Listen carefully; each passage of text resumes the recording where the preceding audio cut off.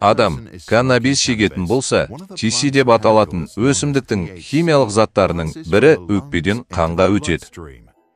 Содан кейін THC қанмен миға тасымалданады. Онда ол белгілі бір каннабиноидті рецепторларға әсер етеді. Бұл рецепторлар мидың шоғырланумен, ойлаумен, уақытты қабылдаумен, үйлестірумен, есте сақтаумен және сенсорлық ләззатпен байланысты аймақтарында кездеседі.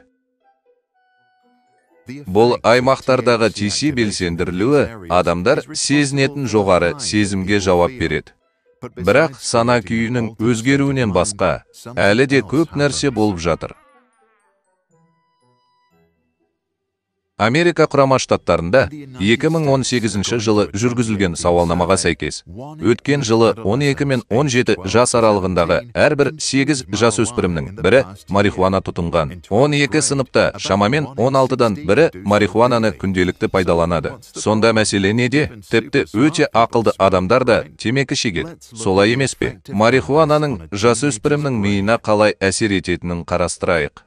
Мидың THC әсеріне реакциясы оның зейінін, есте сақтау қабілетін және оқу қабілетін нашарлатады.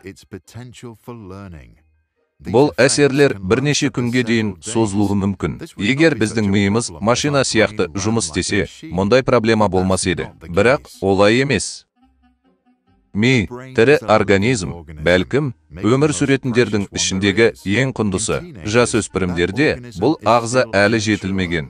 Адам миының толық дамуы үшін шамамен 25 жыл қажет. Сондықтан жасөспірімдер мен ересектер дауласқанда, олар жиі әртүрлі қорытындыға келеді. Мұның биологиялық себебі бар. Ересектерде префронталды қыртыстың толық дамыған бөлігі бар. Бұл мидың шешім қабылдауға және оның ұзақ мерзімді салдарын түсінуге жауапты бөлігі. Жасөспірімдердің ми қыртысы әлі де өсіп келеді. Оларға қорқыныш пен эмоцияға жауап береді. Қазірдің өзінде жетілген лимбиялық жүйесі көбірек әсер етеді.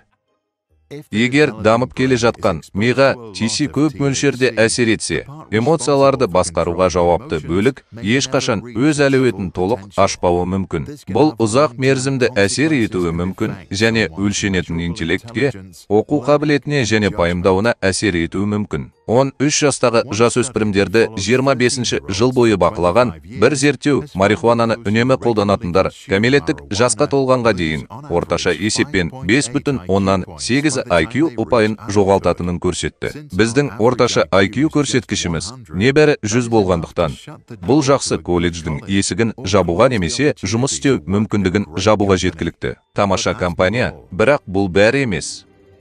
Сондай-ақ, каннабисті қолданатын кейбір жасөспірімдерде депрессияның немесе тіпті психоздың даму қаупі жоғары екендігі туралы дәлелдер бар. Психоз мидың ақпаратты өңдеу тәсілін өзгертеді және шындықпен байланысын жоғалтады.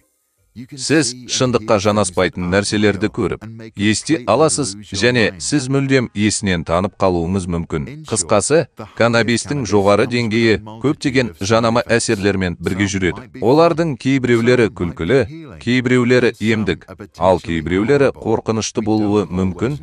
Біз әрқашан нақты біле бермейміз. Егер сіз өзіңіздің басыңызда тамаша оқу машинасымен өмір сүргіңіз келсе, арамшөпті қолданып көрмес бұрын, ақыл ойыңыздың толық дамуын күтуіңіз керек. Сіз не туралы ойлайсыз? Сіз жасөспірім кезіңізде каннабисті қолданып көрдіңіз бе? Ал егер солай болса, бұл сіздің санаңызға зиян тигізді ме? Жоқ па деп ойлайсыз ба? Төмендегі түсініктемелерде өз тәжірибеңізбен бөлісіңіз.